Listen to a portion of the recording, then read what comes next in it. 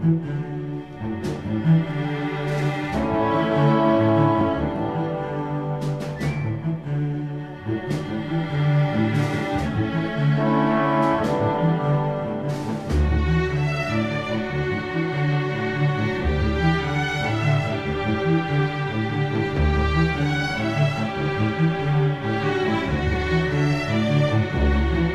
morning and welcome to today's program, Fiscal Fitness.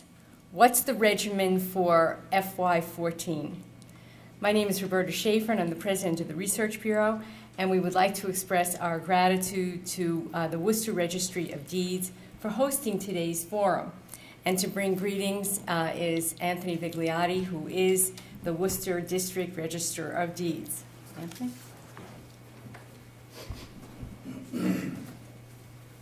Good morning, and welcome to the Worcester Registry of Deeds. It's an honor and a pleasure to host the Worcester Research Bureau and the folks who are participating in today's forum. We've been here 6 years now. We moved here hoping that we would be a catalyst for development in the city of Worcester. And as you can see, we were successful. We have the Hanover project going up. We have the Worcester Telegram and Gazette developing.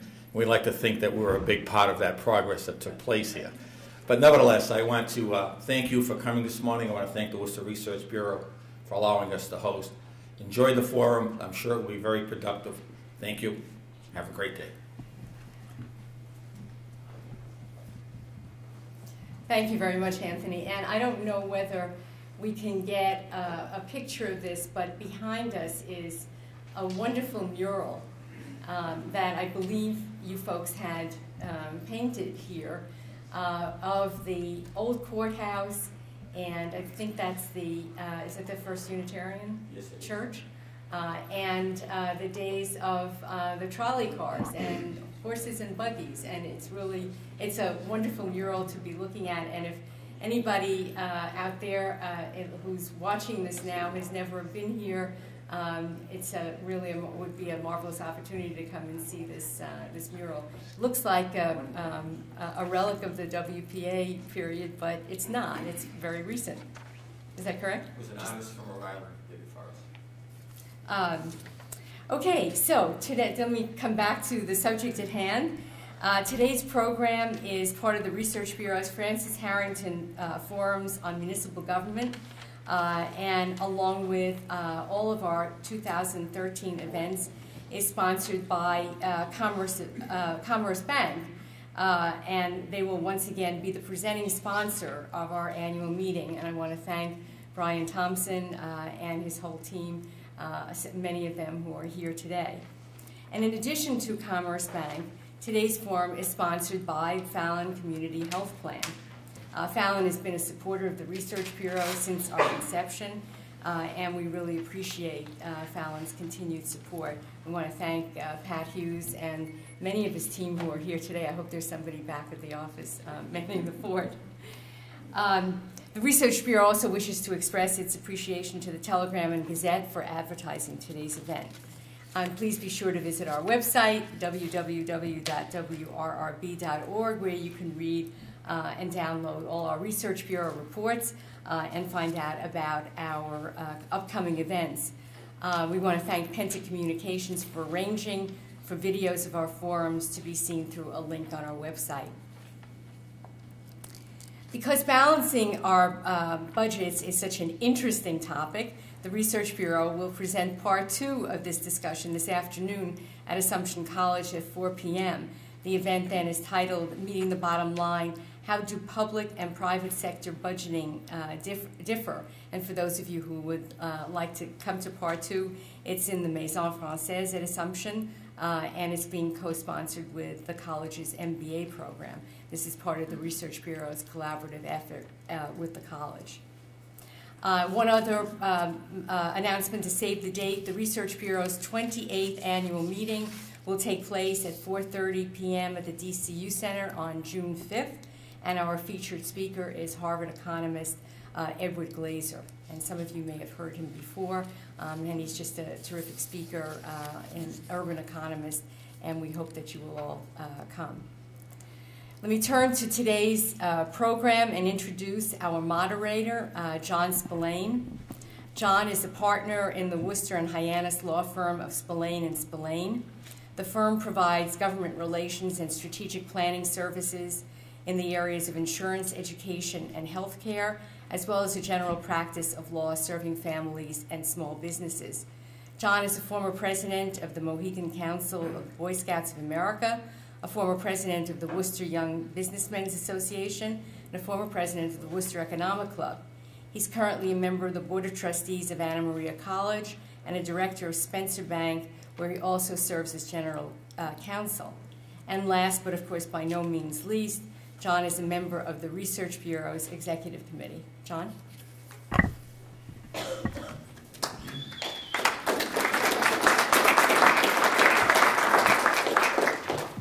Thank you very much, Roberta, for that introduction. And I want to thank our panelists for being here this morning, our generous sponsors. I'd also like to thank all of you for participating and all the folks at home as well. We're in budget season again. It happens every year. And our lawmakers are in the process of developing the Commonwealth of Massachusetts Fiscal 2014 budget for the year, which, as you know, will begin on July 1st. This past January, the governor filed House 1, which is his proposal for the Patrick administration's 2014 state budget recommendation. The total budget amount is $38.5 billion. The revenue projections call for approximately $1.9 billion, which will be used for investments in education and transportation. In his new bill, the governor has proposed a plan to raise new revenues, and the new revenues will be $1.9 billion through a combination of increasing the tax rate, a reduction in the sales tax, elimination of many personal tax exemptions, as well as the expansion of the sales tax to cover soda and candy and other corporate taxes. The impact of the governor's plan, as contained in this bill, and the legislature's subsequent action on it will be of the most importance to our cities and towns as they begin to construct their own budgets. Local revenues and spending have been growing at very slow rates since the beginning of the Great Recession, and this has been exaggerated by a slow economic recovery. While there have been a few tools created by the legislature which have helped create revenues for our cities and towns, it's well known that there have been cuts to municipal and school aid programs in the state budget going back to at least fiscal 2009. And furthermore, local revenues have been weakened by property values, which have been anemic over the last 5 years. Yet we know that many of our cities and towns have been trying to manage their budgets in a most efficient way and have managed to continue to do all the good work that they do, but with less resources at the table. It's interesting to note that an analysis done by the Massachusetts Taxpayer Foundation in December found that municipal revenues and expenditures grew by just 2.7% to $22.6 billion in fiscal 2012, the third year of a slowdown that is unprecedented in the Proposition 2.5 era. The Massachusetts Taxpayers Foundation also reports that property taxes accounted for 57.5%, almost 60% of total revenues last year. And it's the highest share since Proposition 2.5 was enacted over 3 decades ago, and up from 50% back in fiscal 2000. So obviously this trend amounts to a situation that places enormous fiscal stress on our cities and towns as they continue to the best of their ability to take care of the basic obligations that they're charged with in the areas of education and public safety. The legislature was last year able to increase unrestricted municipal aid, and this was the first time I think it did it back since 2008. Yet even in light of this increase, overall funding still is at a pre-2008 level. In House 1, the governor has proposed level funding for unrestricted general government aid. In addition, there is some new funding which Emma will speak about for innovative things that cities and towns can do. There's also an increase for Chapter 70 school aid, and as you may have read in the paper, the T is facing a $140 million deficit in its operating budget. And of the $1 billion in new revenues, approximately $140 million will go to the deficit, and $300 million will go to hiring new state workers for our state highways, and the balance will go to improved road and rail service. And it appears that the transportation investment will occur over a 10-year period. And the remainder of the $900 million will be put to education. We'll address education funds, early education needs, extending school day for children in middle and low-income areas, and also provide some valuable job skill training at the community college level and double state scholarships. So, without any further ado, we're very happy to have Emma Schultz with us today. She is the newly appointed Budget Director for the Executive Office of Administration and Finance.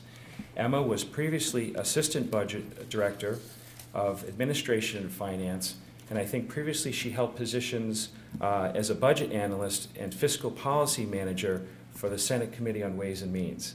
So Emma graduated from Northeastern University, and she resides in Dorchester, and it's our pleasure to welcome Emma this morning.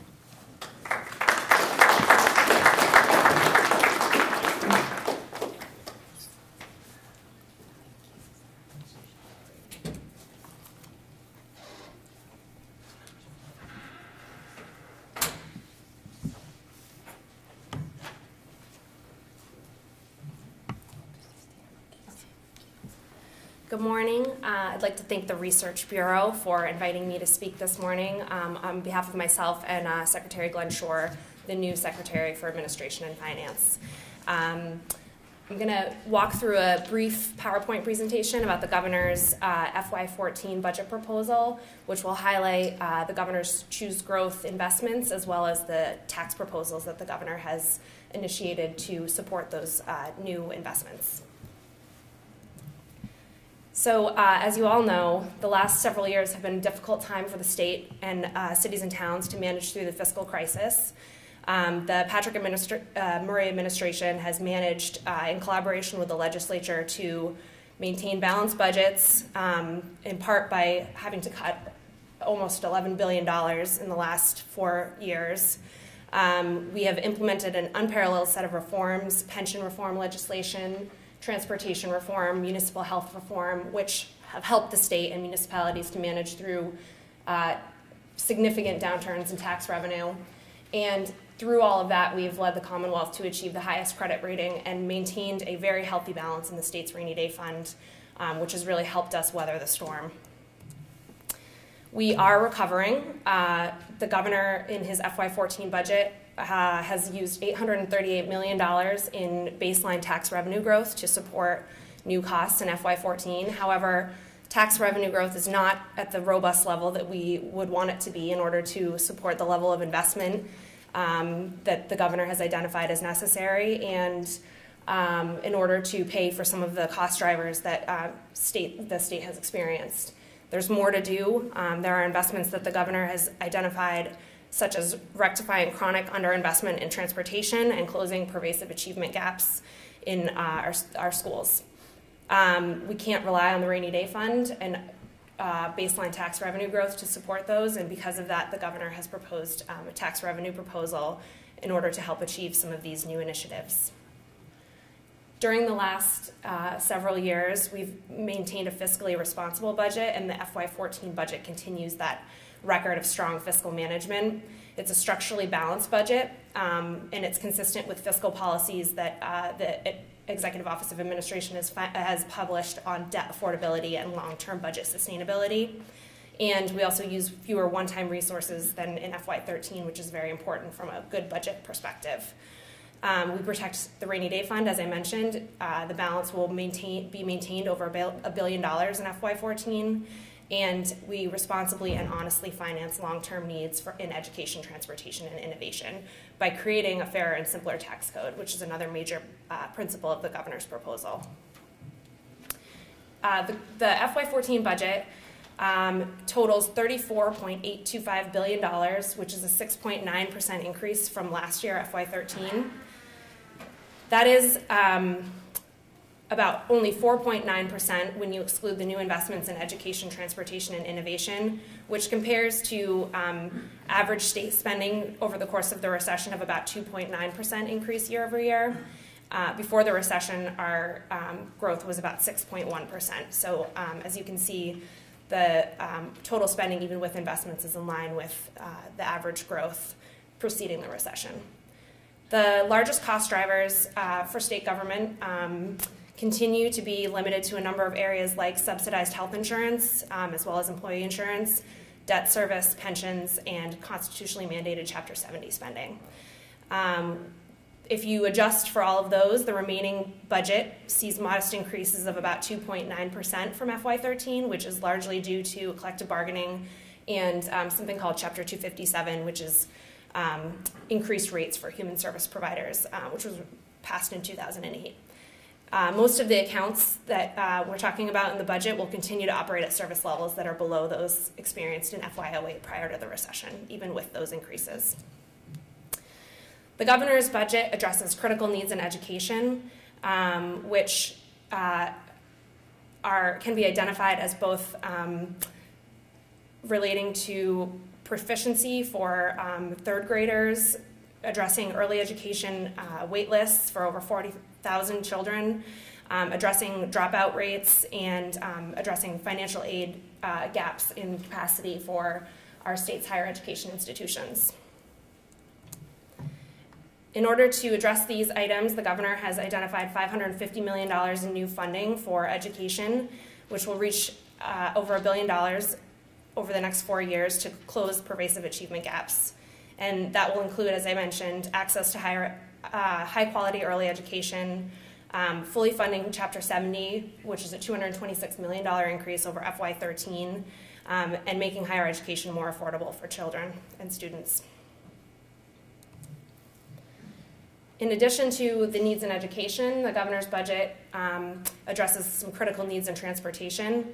Despite the savings that we've experienced to date from transportation reform, they're not enough to sustain the desperate needs that we have in the transportation system today. You are all probably familiar with the problems that we've experienced today in our transportation system, but they include congested roads, which will increase by 23% between now and 2023 without some action, gaps in services for regional rail and subways, and issues with the funding for public transit. The governor's budget addresses those needs by modernizing and expanding our transportation infrastructure, and some of the proposals included for FY14 will be to eliminate the MBTA's structural debt, provide MBTA service enhancements, ending a bad budgeting practice of using borrowed funds to pay for our operating costs, and ending another bad practice of funding the regional transit authorities in arrears. The governor's budget also allows for some key targeted investments in a few other areas, including $31 million for a new local aid formula, some restorations and expansions of some Medicaid programs, including adult dental coverage and hospital rates, some innovation funding for the Massachusetts Life Sciences Center, and several other areas that have been weathered the storm of the recession, including services for the mentally ill, funding for our parks, pools, and beaches, funding for the state's tourism efforts, in addition to several other initiatives that we have funded, including, as I mentioned, the human service rate increases, funds for the State Police Crime Lab to enhance their operations in the wake of the Hinton scandal, and several other important investments that the governor has identified. All of that is against a backdrop of changing the way the government does business. The governor continues to pursue reforms that make the government more efficient and achieve savings.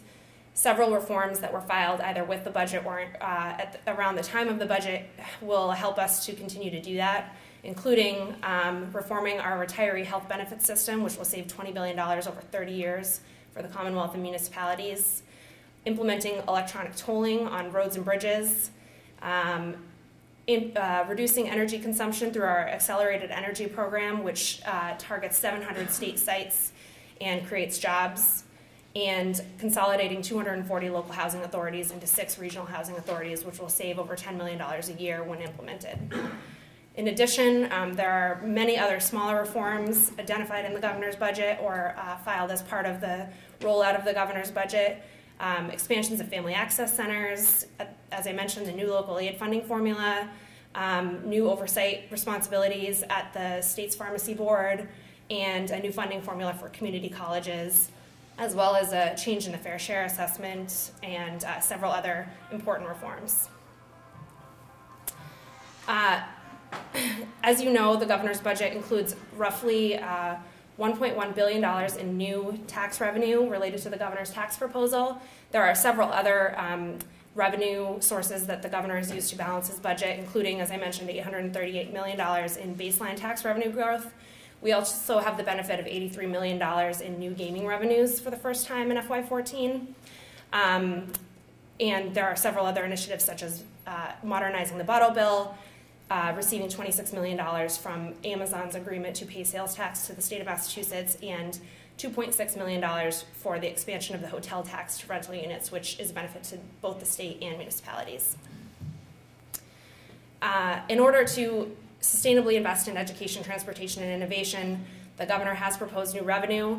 There are a few principles that the governor used to develop his revenue package. One, that the revenue must be comprehensive and allow us to invest in growth opportunities, that the revenue must be dedicated for transportation in the areas of the transportation investments, and that the revenue proposal must generate a fairer, more competitive tax code for the state of Massachusetts.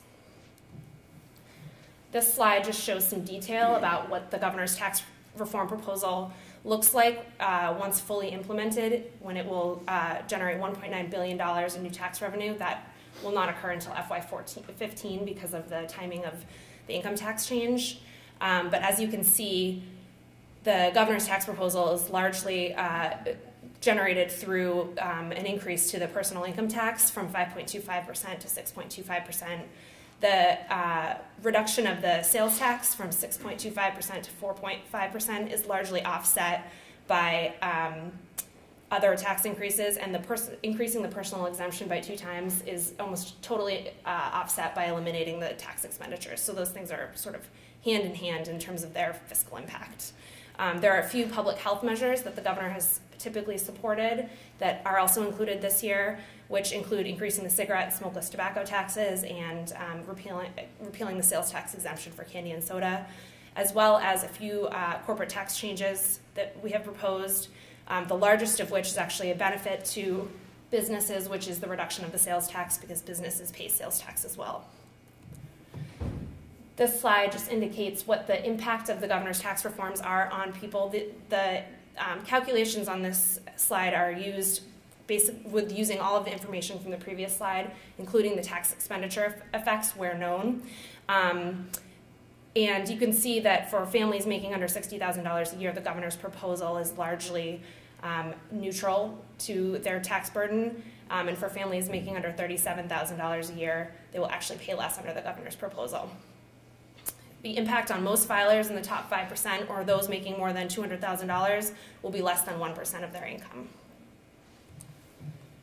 And this slide just gets to sort of the heart of the governor's argument that the new tax code must be beneficial to the state's economic competitiveness.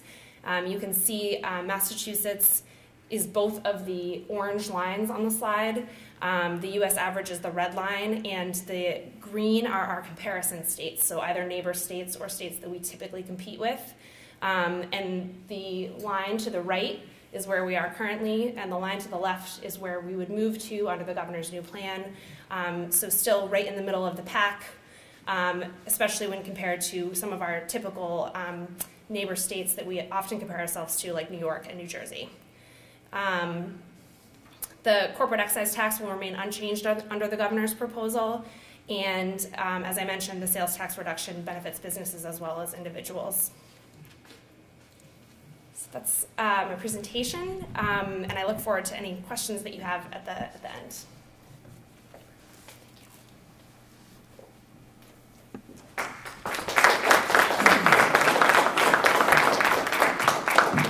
Thank you very much, Emma. Our next speaker is our city manager, Michael O'Brien.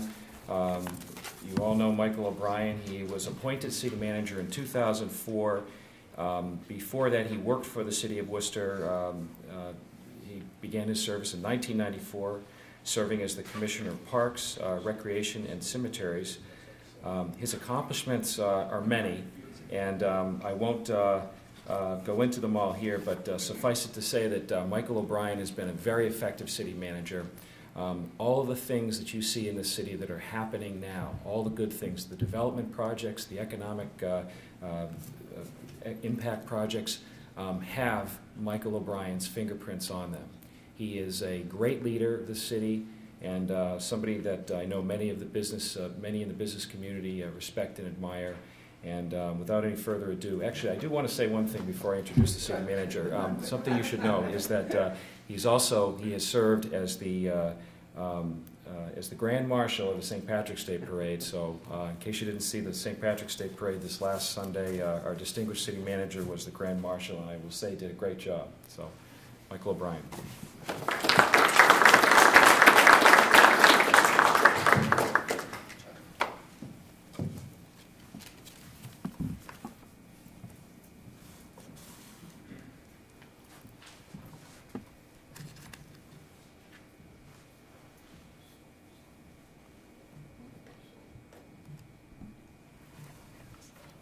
Well, thank you, John, for that generous introduction. It's a pleasure to be here this morning, and I'm pleased to announce that the title of Grand Marshal comes with much more than people would expect, and I don't have any budget challenges this year for all the pots of gold that I was presented by the height-challenged little green people. But with that, let me start out by saying, from a macro perspective, and up on the slide you can follow along, from a city service perspective as well as city finances, I'm pleased to report that we're stable, which says a lot about our organization, says a lot about my team. With us here today is Jared Connor, the budget director, as well as Tom Zadelis, my chief financial officer, and also city council in their work to establish priorities. Both Tony Economo and Connie Lukes are here. And then our community as well. We've had to work hard to make sure that we are doing our very best to provide the services they expect, but there had to be sacrifices as well. The key mandate, I think, for all of us is to manage within our means. We have a 5-point financial plan, which I think is very important for us, and it really just drills down into the basics that you manage a business or your home by.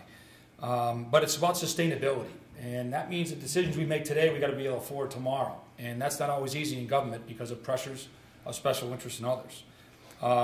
City government, smaller and leaner, I think we all recognize that, but we've been able to maintain and manage within our means. We are fewer people, we're more efficient, and we're using technology to make a difference. We've had dramatic staff reductions over the course of this economic downturn, but based on that dedicated team I mentioned earlier, as well as other new and innovative ways we've made government better, we've held our own. But we've had fewer and fewer staff, longer responses.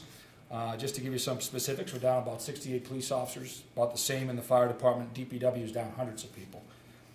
We have unfunded liabilities, both in the pension category as well as OPEB, which when I first brought that word up, people thought I was dealing with oil-producing nations in the Middle East. But OPEB is other post-employment benefits, and these costs must be addressed, and they're ticking time bombs.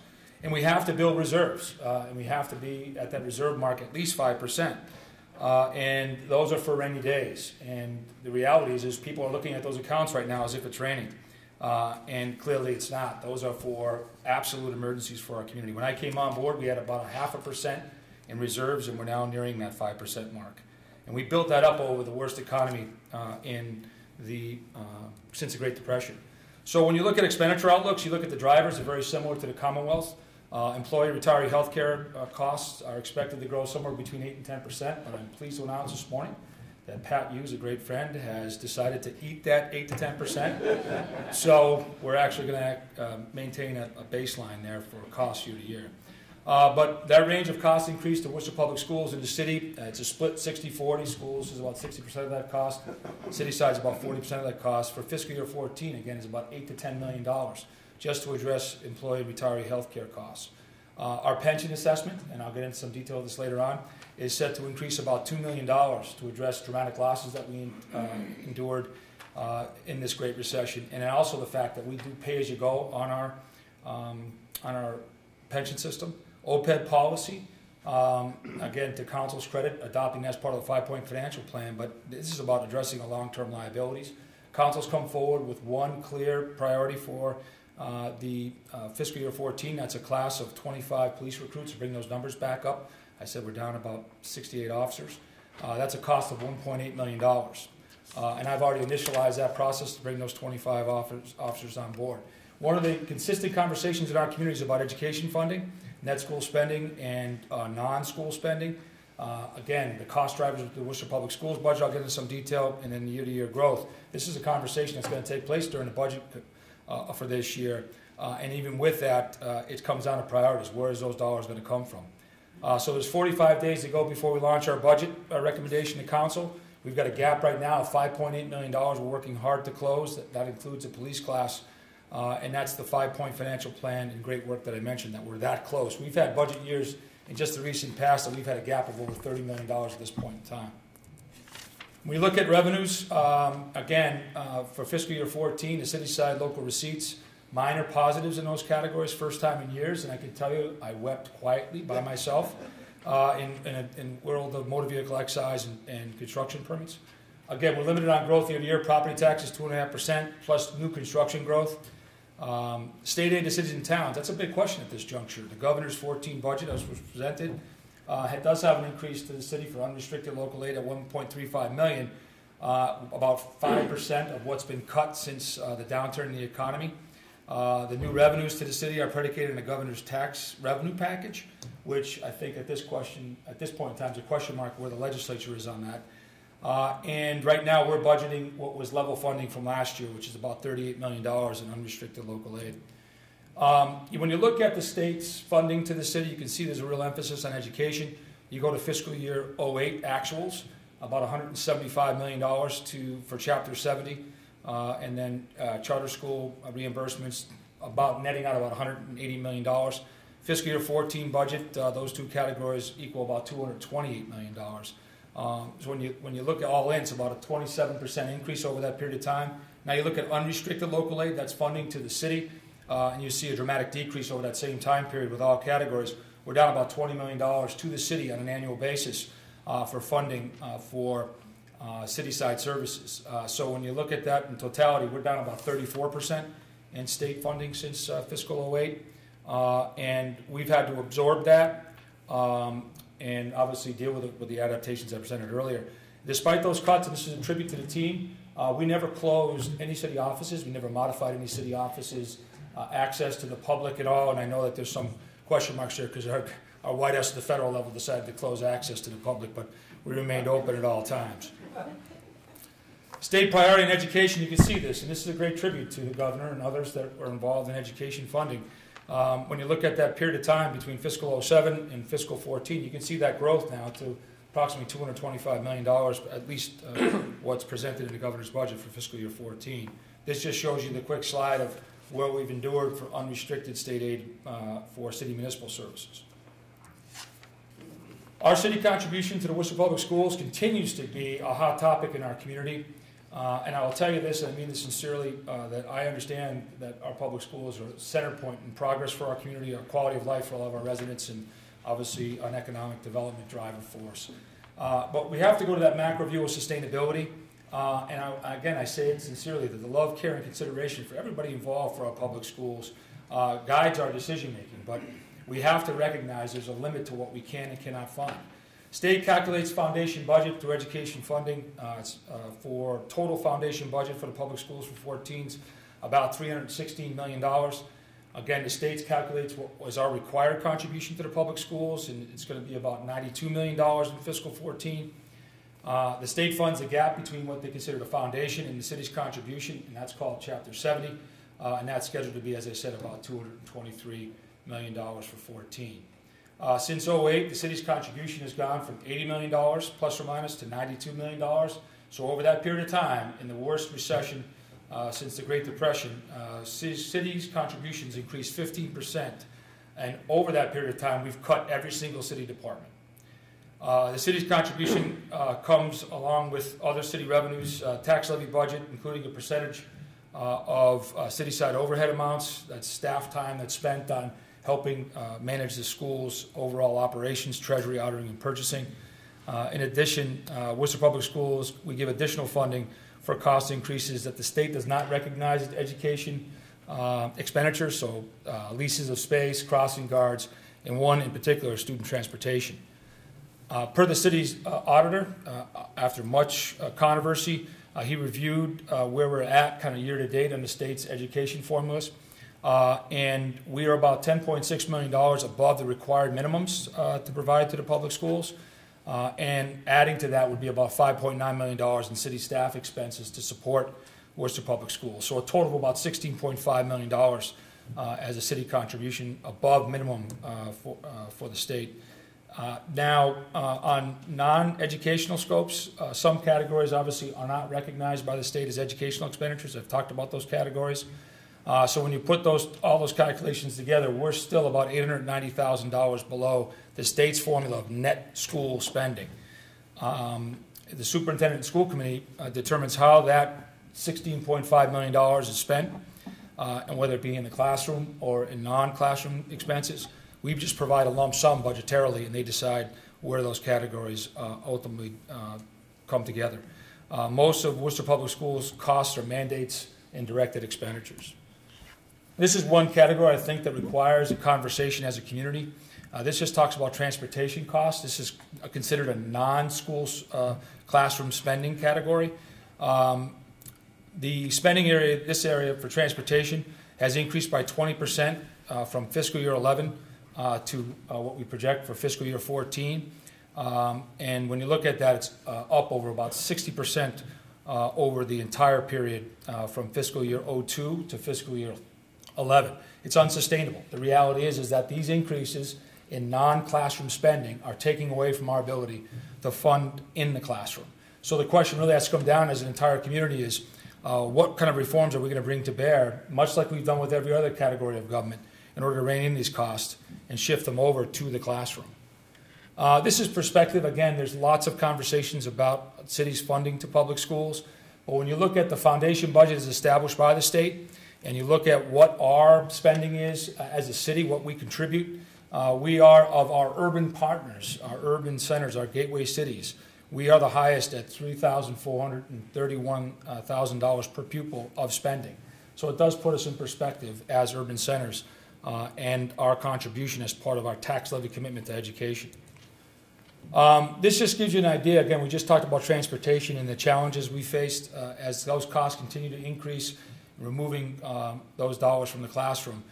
This slide just shows you what the red line would show you what the spending would have been within healthcare for the school department over this period of time. And then you can see by the reforms that we brought to bear working with the schools, we were able to reduce those costs and have those redirected to the classroom. And it's quite remarkable what we've been able to achieve working together.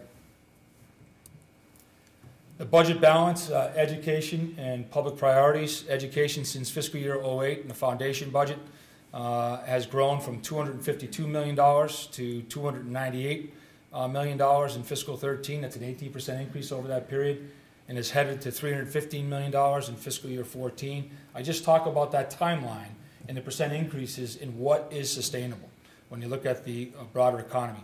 On the city side, we've preserved operations through reductions, reforms, redeployments, and reorganization. This just gives you by department some pretty incredible statistics. Over that same time period, the fire department budget has actually decreased about 1.3%.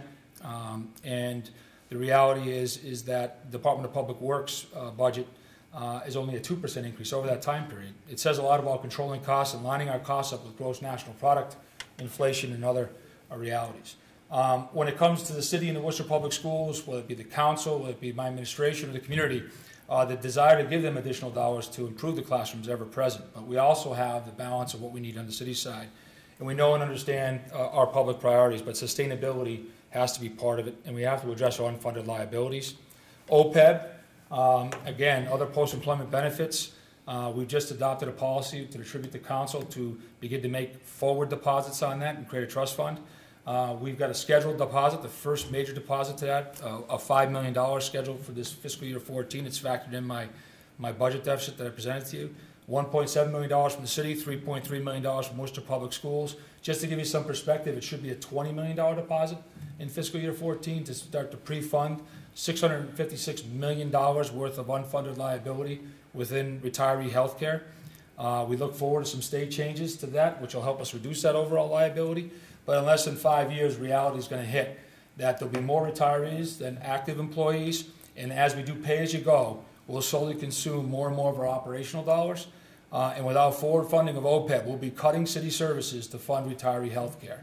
That's how dramatic it is. And that's within a 5-year span, so it's very close. And then obviously adequate OPEB trust fund to preserve these benefits in the future will require both the city, the Worcester Public Schools, and our employees, and changes in state law to address this. Again, in our pension system, we talked about a $2 million additional assessment in our pension system.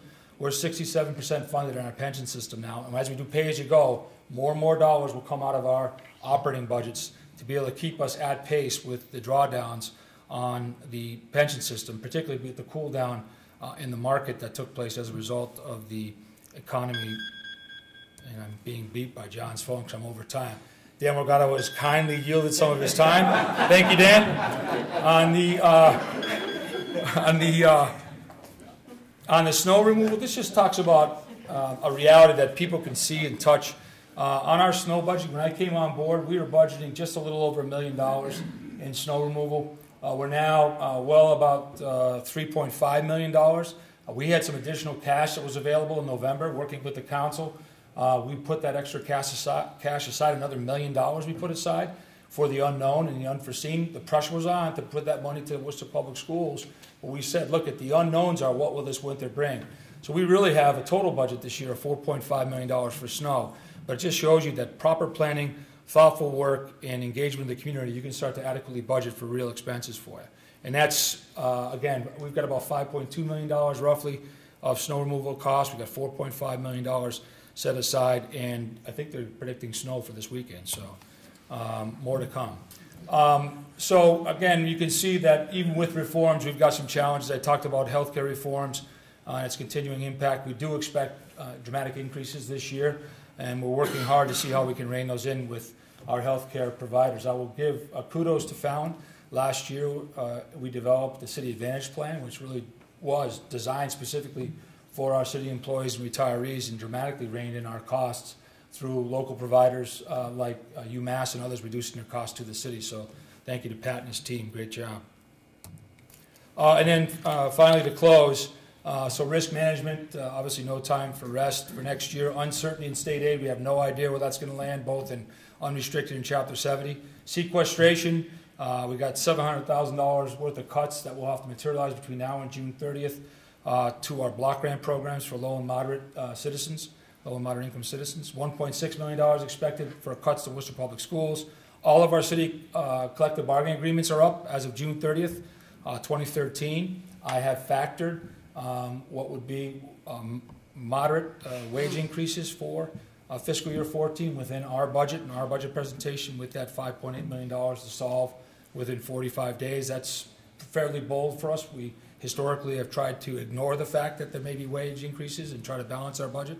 So to have that included in that $5.8 million says a lot about my budget and finance team working together with me. I say this all the time: government cannot be all things to all people. It's absolutely impossible. It's unsustainable. We have to align our cost of government services closer to the growth of the economy. If service costs are growing at 5 to 6% and revenues are growing at 2.5 to 3%, just do the math. It results in compression and cuts.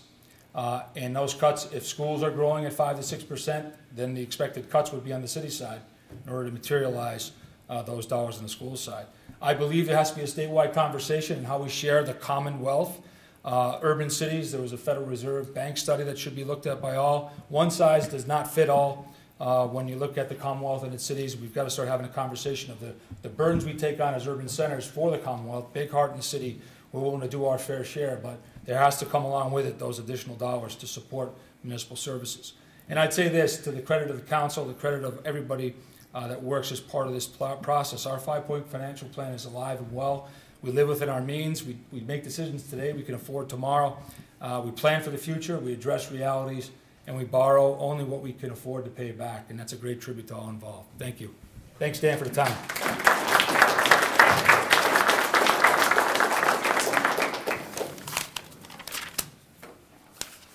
In conclusion, thank you. Okay. Dan Morgado has been the town manager for the town of Shrewsbury since September 1997. Prior to that, he served as the town of Grafton's first town administrator for a period of 10 years and town administrator of the towns of Easton and Blackstone. His initial experience in the field of public administration was as a college student when he was elected to the planning board for the town of Swansea at the age of 21. He is also an instructor at Clark University in the MPA program, teaching several different courses, but specializing in the area of policy analysis and local government management. He's also been very active in the Massachusetts Municipal Association, serving as a past management chair of the Joint Labor Management Committee for Municipal Police and Fire. He's a graduate of Bridgewater State College and holds an MPA from Clark University. And I'll say this, Dan has been very active among his peers in advocacy at the state level and is really leading the conversation, the dialogue on some innovative ways to deal with some of the struggles and challenges that our towns face. So it's our pleasure to have Dan here this morning, and I welcome him now.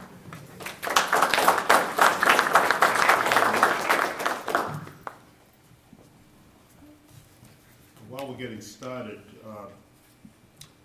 we should make mention that the City of Worcester continues the lead in the area of regionalization.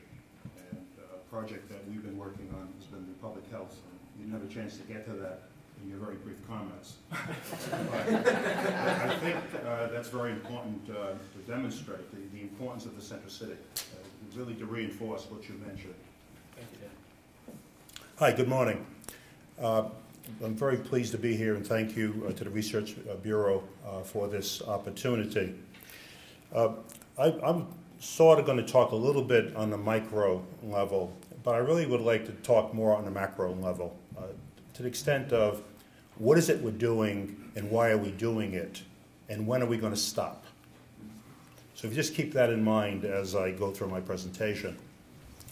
Look, the struggle continues. All levels of government continue to deal with the disconnect between spending decisions and revenue decisions. So what do I mean by that?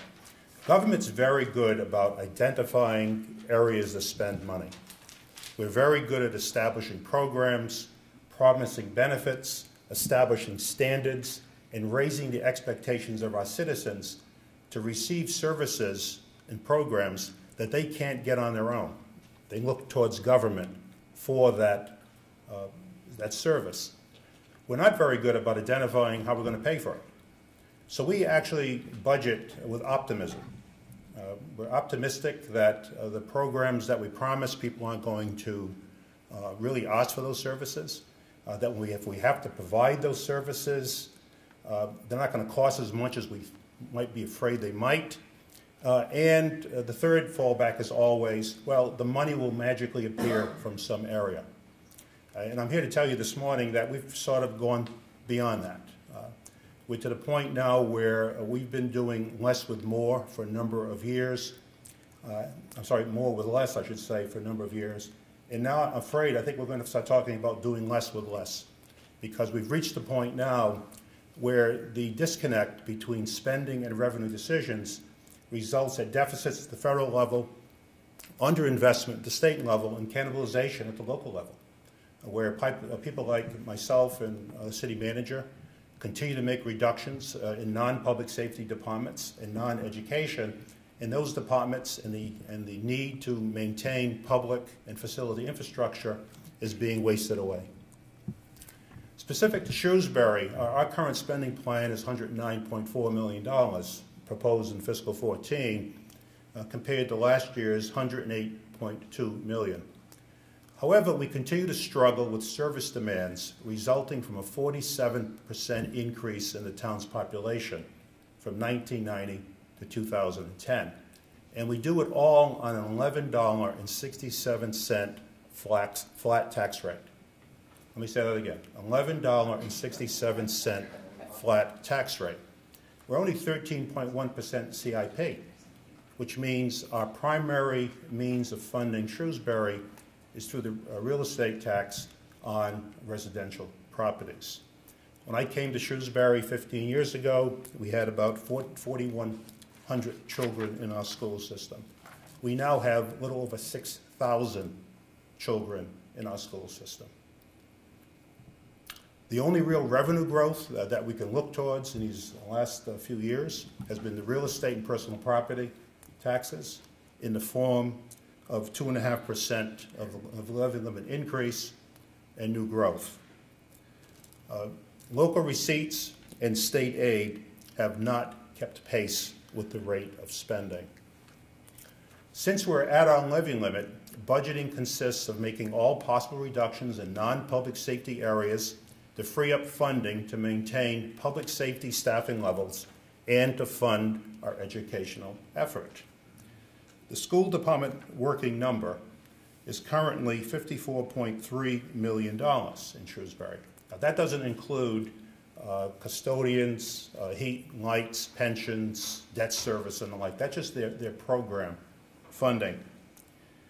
I heard that the city manager says that he's out $5.8 million to balance. Well, I'm out $4 million to balance on a budget that's substantially less than the city of Worcester, which means I've got a huge gap that I need to close. A few years ago, actually more than a few years ago, probably 15, 20 years ago, Senate President, or Senate Budget Director coined the term budget busters. And at the time, there were several budget busters identified. I think we're down to 3 now. 4 if you want to talk about public infrastructure issues that we all have. In Shrewsbury's case, pensions. The city manager mentioned he's looking to a big increase in his pension costs. I am as well. We're committed to a funding schedule to fund our pension by 2022, which is extremely aggressive. Most communities have pension funding schedules which will take funding beyond 2022. We had a 4% increase for health insurance this year. Last year, the increase was 0%, so we have a health insurance increase. But the real issue, and the city manager alluded to in his comments, is educational spending. And in all areas, from transportation to salaries, special education, and beyond. We have a wonderful school department in Shrewsbury. Our results, our product that we provide to our residents is absolutely outstanding. We have an extremely capable and well-led district. But it's mathematics. If we're going to meet the spending decisions that have been made for all municipalities relative to state law and federal law, telling parents what their expectations for an education should be, it costs money to do that. And that's how we get the $4 million. An 8.85% increase is what the working number was for our school department. I should mention that the school budget is about to cross an interesting threshold, where just the operational budget in Shrewsbury for education will actually exceed our tax levy. So think about the math. If your tax levy can only go up 2.5%, and your largest single service you provide, education, is again going up 5, 6, 7, and in this case 8.85%, how do you make the math work? How do you connect that spending decision with a revenue decision? So what's the reality? My reality is in 2014, our tax levy limit is going to be $52.4 million. Current state aid, I level funded state aid, waiting to see exactly what House Ways and Means has to say about the governor's proposal, is $19.7 million. By the way, it was $21.4 million in 2009. And I use net state aid because I view the cherry sheet, for those of you who have been around for a long time, we used to call them cherry sheets. It's more of a political document. And it's a legal document as well. We know from the earlier comments that the Commonwealth's required to make certain Chapter 70 expenditures. So what we'll do is we'll make an announcement that Chapter 70 funding's gone up, hooray. But what we won't talk about, at least not for a few days at least, that unrestricted and local aid's gone down and charges have gone up. So I always look at net state aid. And I'm not, and again, everyone does this. This has been going on for the past 30 years. We always announce the headline number. The Chapter 70 number's gone up. But what we don't look at, what are the charges and where are the other reductions taking place? For instance, school transportation went away a number of years ago. So we fund the rest of the budget via local receipts, obviously utilities and reserves. Our current working number for the school department, if I allocate all of our 2.5% increase on our levy limit, the actual ratio to the request is really 3.45 to 1. So what's going to happen? Without revenue increases, we'll make further reductions among the various departments. We'll continue to drive up class sizes and we'll have underinvestment in public works and public facilities infrastructure. So what needs to be done? I think we need to make a connection between spending decisions and revenue decisions at all levels of government. We've got to stop spending money we don't have. We've got to stop coming up well-intentioned with new programs, new initiatives, new standards, new regulations that cost money and not identify how it's going to be paid for. We need reform on how municipalities do their business, and to this current administration's credit, they have done huge work in the areas of reform. They've done pensions, they've done health insurance. We're about to do OPEB, which I'll talk about in a second. But a few years ago, we had Municipal Reform Part 1, we had Municipal Reform Part 2. I think groups like the Research Bureau and other interested taxpayer groups and citizens in general need to be thinking about Municipal Reform Part 3 if we're going to be able to provide to our residents required services. In the area of OPEB, I was a member of the commission that was established to study the OPEB question. The city manager came to one of our meetings and made an excellent presentation, and he demonstrated the situation where communities could become upside down if they're not upside down already, where you have more retirees than active employees. I was a 12-person commission. The report came out. It was 11-to-1 vote. I voted against the report because of one specific provision of it concerning the freezing of contribution rates for retirees. And I understand the Research Bureau is about ready to issue a report in this regard, and I'm sure there'll probably be hopefully a forum that we'll be able to discuss this in the future. But that's House Bill 59. And I really would encourage everyone to get behind this very necessary reform. Finally, I think that we need to have some serious thought and immediate resulting action must be taken relative to how cities and towns are going to deliver on the promises being made relative to education in the light of being so dependent on real estate and personal property taxes. As the moderator said earlier, the Mass Taxpayers Foundation in their fall report identified that 57.5% of total municipal revenue comes from the property tax. That's a model that does not work. And we need to start having some serious conversation about how we're going to make it work and how we're going to, again, establish some connection between spending and revenue decisions. And if you notice, I didn't get any beeping up here at all. Thank you.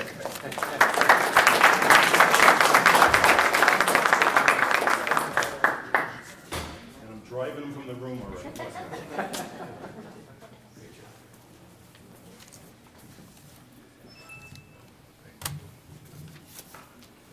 Well, thank you very much. Great remarks, and I think it's going to add a lot to a discussion. This time I would like to open up questions from the audience, from those that are here, for our panelists. And perhaps we can start with, and I'll ask that they have a microphone. The audience doesn't. We don't have a microphone we can bring around, so if you can just speak up when you ask your question. And first question will be from our former distinguished mayor, Constantina Lukes. Thank you. The city manager from Worcester made mention of it in his presentation. But if all of you would comment, because Dan Morgado spoke about the difficulties that come from federal government on down to the local government, what actual impact, since there's a guy in Washington, D.C. that says we're going to lose fire and police from sequestration, what's the actual impact that you foresee if Congress can't come to a conclusion and those cuts being called sequestration occur? I think a lot of it depends upon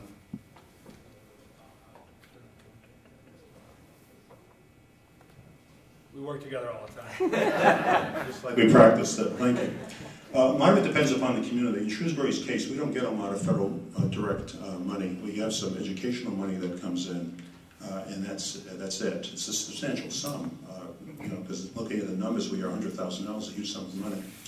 I think the main impact on Shrewsbury and most towns, not necessarily cities, is going to be the impact it's going to have on the Commonwealth. Because as the Commonwealth gets impacted, they have to balance their budget, which means it has to come from somewhere. So local governments, we're at the bottom of the heap, so to speak. So everything sort of flows downhill to us. We're focused on providing the services that most people view as government, where the federal government is dealing with a revenue stream that grows and contracts with the economy. We're faced with this property tax. Hugely regressive, highly limiting, but yet spending decisions are made at a state federal level. So we need to really think about what the feds will do to the Commonwealth and what the Commonwealth will have to do to us. It's a great question. It's something that at A&F we've been trying to get our arms around for the last few weeks as it became more and more apparent that sequestration was going to happen. I think there are some very clear impacts on federal grants that the state receives, particularly to well-known programs like LIHEAP, WIC, community service block grants that we absolutely anticipate will have an impact, probably for FY13, definitely for FY14 and beyond. It's hard to know what those will look like until there's further guidance from the Office of Management and Budget at the federal level. The other thing that we're really trying to understand is what the impact will be to important industries in Massachusetts, which doesn't have a direct effect on sort of state spending and state federal resources, but could certainly have an effect on our tax base as the cuts have an effect on the defense industry, on research at our hospitals and higher education institutions. And so the Secretary has created a task force with economists and experts from around the state to come together to begin to understand what those effects could be on sort of private industry in Massachusetts and how that could affect our unemployment level, our tax receipts, and the sort of wide range of possible impacts that could occur. And does that include local aid? It's hard to know what it could include at this point because we just don't know how it will all shake out because there's so little federal guidance. So we're certainly trying to understand that, but it's hard to do until we know more. Thank you. Yes, Dick Kennedy. Question about the House is clearly not comfortable with the tax increases the size the governor is proposing. Where are we going to end up? Or where do you think we might end up? Because, from a business community perspective, from a personal perspective, if you read through the list of exemptions, it's staggering what the impact could be in terms of additional tax burden. So, I don't know what to say other than, where are we going to come to a middle ground that is acceptable to the governor and to the House? Heather, you guys want to answer that? I think that's a great question. I don't think that I have a crystal ball in terms of knowing where the legislature will end up. We've been very encouraged that both House and Senate leaders have allowed us to have the discussion about what the governor's tax proposal and investment proposal would mean for the Commonwealth.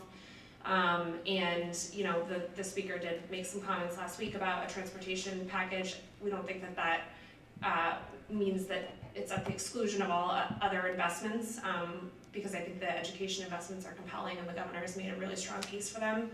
So I'm not sure there's much more to say then. We'll have to wait and see.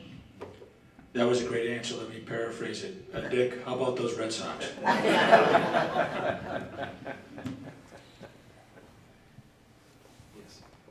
Em, I have a question. One of your slides, you outlined the impact on family income, and you mentioned under 60,000, little or no impact, and over 200,000, about 0.6%. But left out of that, unless I missed it, was everybody in the middle, which is 40+% of the population. What's the impact on household income if the governor's proposal is accepted as is? Sure. The slide, which I should have highlighted, does include a range for families whose income is between about 60,000 and 104,000. The current tax burden for those families is roughly $5,800, and under the governor's proposal, it would be something like $6,100. And then for families that make between $105,000 and about $215,000. The current tax burden is $11,000, and the governor's proposal would increase that to $11,700.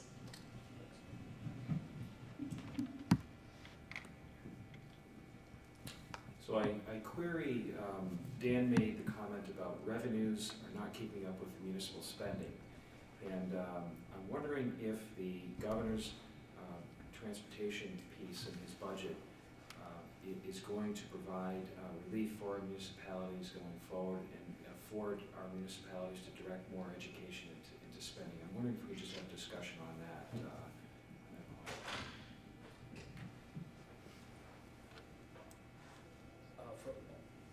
From a transportation perspective, what we reviewed of the governor's proposed budget and tax increases, what would certainly be a benefit to the city would be the additional Chapter 90 spending that would come with that.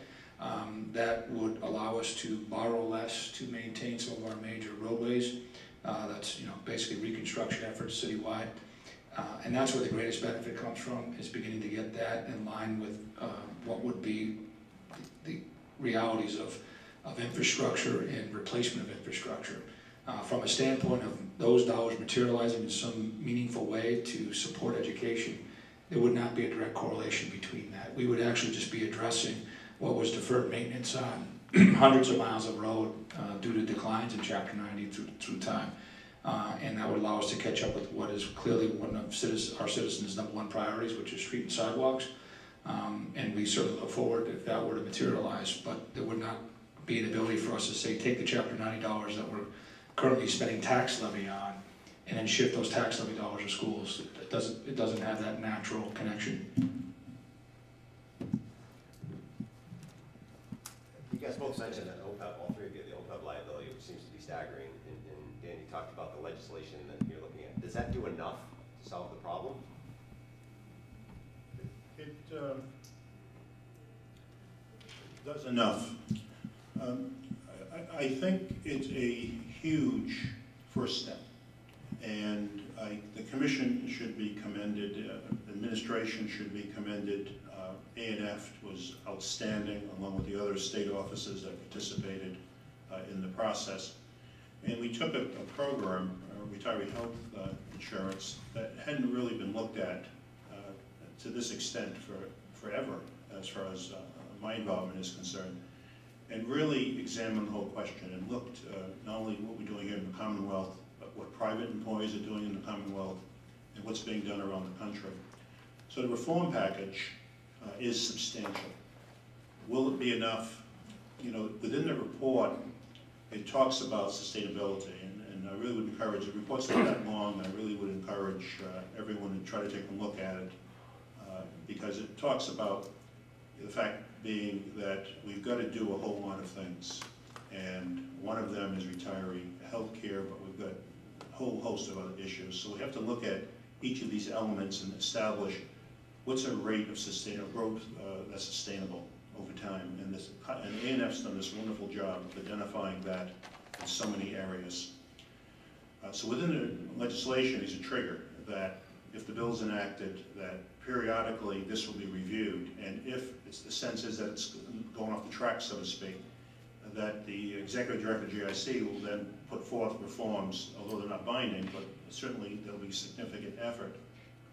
to say, hey, look, we're going off the tracks, so additional change is needed. Except for the contribution fees for retirees, I think what's being proposed is excellent and should be adopted with the understanding that we need to continually view that area and compare it against the guideposts that have been established, or the guidelines that have been established as to what is in fact sustainability. If we could take every other aspect of spending and do the exact process that we engaged in with this OPEB, we would go huge improvement relative to where we are today. And that's part of what I want to talk about. I think we need to look at education piece next. We looked at the pensions and the health insurance. We need to sort of go around the table and look at each of these major spending areas, public safety being another, public works and infrastructure, and really have a serious conversation about what are we doing, why are we doing it, and frankly, when are we going to stop and start doing it smarter?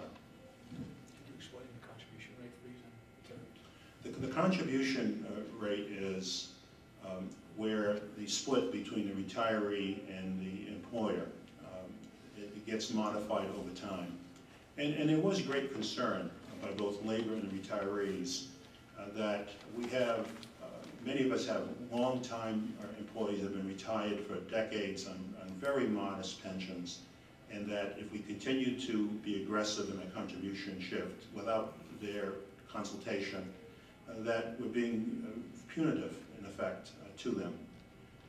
And I heard that. What I had proposed is that we limit the contribution freeze only to retirees who have more than 20 years of service, because one of the elements in the report is that we want to reward a long-time service, because the current benefit, you work 10 years for the municipality, you get the same retiree health benefit as if you work 40 or 45 years. So I proposed that anyone who had 20 years of service and was on a Medicare plan because of the adoption of Section 18 and had a pension over $30,000, and their contribution rate would freeze. But for all others, the contribution rates would change as the community made very thoughtful discussions and decisions along those lines. In the case of Shrewsbury, we've been very thoughtful in that regard, with consultation with our retiree and active employees, because at one time we were at 90-10 because of the equal dollar aspect of Chapter 32P. I'm losing everyone in this room, aren't I? But we've been walking that back. D. Moscus is with me, right? So we went from 90-10 to 75-25 on one of our plans, and it may become necessary for us to maybe go move that, because like in the case of the city of Worcester, where they're nearly upside down with more retirees and active employees, if you freeze the contribution rates of retirees and you have to make changes, you're now looking to a dwindling pool of active employees. And where's the intergenerational equity of that? When I retire, I'll be on Fallon Senior, so the Fallon people know that. At 75-25, Magado might be able to afford 70-30. That's my point. So we need to, but I agree that in their case, on the contribution, and City Manager will agree as well, that we've got retired public works employees, all our employees, retired, hardworking, very low pensions, many years of service, retired maybe 15, 20 years. We all have parents in that regard, I'm sure. That's getting eroded away. So I heard that, and that was my proposal. I'm sorry, too long-winded. Making up for what you said. Any further questions? Okay. One last one before we break. Yes, I'm interested in sort of your passing this along to the governor. I've been asking for a transportation reform, of course, for years, getting nowhere. And of course, it sounds like what he wants to do about public housing is what I've asked to do for public transportation, which is to have one person, a transportation planner, not the MBTA, a totally separate person, to take on all of the RTAs and develop it into a state system so that they actually connect. And of course, you would save millions and millions of dollars, and you would have resulted in transportation, public transportation. So maybe you can pass this on to him, because it's gotten nowhere with the DOT or locally. I'm pleased to announce the Joe Hart for Governor Committee is ready for action. Thank you. And then also, if I could, from Mr. Morgado, since you're interested in reform, I think it would be beneficial to everyone to have another meeting about what could be done, as opposed to just simply everybody trying to, swap the numbers around, which is all you can do. But I just meant in the sense of encouraging innovation. If maybe you could moderate a separate meeting. There we go. Look, I'm on? Okay. Look, I think, again, the administration, I got to commend the administration. I mean, pension reform bill had in it the OPEB commission. And I'm sort of hoping that municipal reform 3, some place in the governor's proposal, create another commission as we had for the OPEB, of people who can come around the state and sit around and say, what is it we're doing and why are we doing it and how we need to change. I think it's time for reform 3.